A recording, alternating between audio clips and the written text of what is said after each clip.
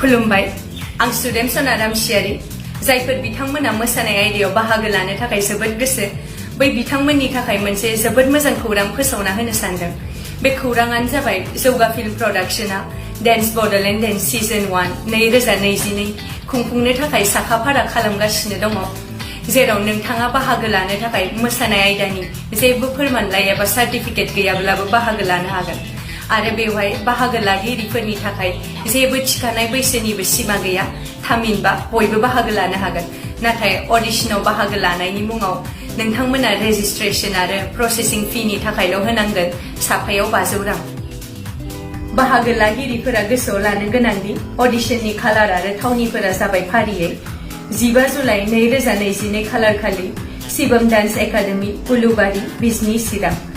16 जुलाइ 2022 खालार खालि बडलेण्ड गेस्ट हाउस काजलगाव चिरां 20 जुलाइ 2022 खालार खालि सालबारि जुनियर कलेज बाक्सा 21 जुलाइ 2022 खालार खालि Simla star dance academy Baksa 22 जुलाइ 2022 खालार खालि dream point dance academy Musalpur town Baksa 27 जुलाइ 2022 खालार खालि Allegro dance and fitness studio Narzary complex गलमा चौक उदालगुरि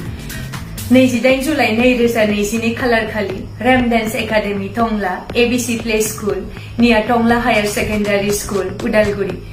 31 जुलाइ 2022 खालार खालि सेरफांगुरि जनता कलेज सेरफांगुरि क'क्राझार 1 अगस्ट 2022 खालार खालि enigma dance academy Gossaigaon press club near Gossaigaon post office Kokrajhar आरो 2 अगस्ट 2022 खालार खालि art and motion dance studio near Madan Mohan medical JD road Kokrajhar मख'नो गोनांदि जायफोर मोसागिरिया साबसिनै बादायनानै ग्रेन्ड फिनालेसिम सौहैनो हानानै सेथि नैथि आरो थामथि हिसाबै सायख'जागोन बै बिथांमोननो फारियै 30,000 नोगोद रां ट्रफी लोगोसे फोरमान बिलाइ 20,000 नोगोद रां ट्रफी लोगोसे फोरमान बिलाइ आरो 10,000 नोगोद रां ट्रफी लोगोसे फोरमान बिलाइ गथायनाय जागोन अब्लालाय मानोथो बेबायदि सनानि खाबुखौ ओरैनो हगारहरनो फैदो बिदिब्ला बयबो बाहागो लाफैदो गाव गावनि मोसानाय आयदायाव थाखुमानाय रोंगौथिखौ दोनखुमाबाय थायालासे डेन्स बडलेण्ड डेन्स सीजन 1 2022 नि गेजेरजों दिन्थिफैदो आरो देरहासारनायनि मुं सोरजिदो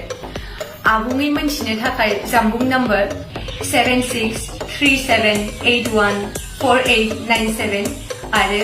8838874462 आव थोंजोङै जगाजग खालामहरदो गोजोन्थों खुलुमबाय आं Navjit Narzary DID little master season 5 नि विनार जाय बिथांमोना मोसानाय आयदायाव बाहागो लानानै आं बायदि जानो सानदों बिथांमोननि थाखाय मोनसे जोबोद मोजां खौरां जौगा फिल्म प्रडाक्शना देग्लाय बोसोरनिफ्राय डान्स बडलेण्ड डान्स सीजन 1 खुंनो आखाइ लादों ऑडिशन स्टार्ट जागोन 15 जुलाइनिफ्राय 2 अगस्त 2022 सिम सो गाइस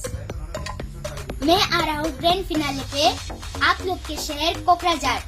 तो आप लोग जल्द से जल्द स्क्रीन पे दिए गए नंबर पे कांटेक्ट कीजिए और जल्द से जल्द आप लोग रजिस्टर कीजिए थैंक यू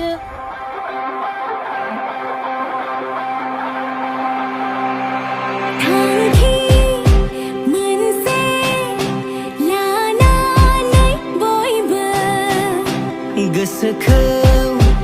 रंजा खांहोनो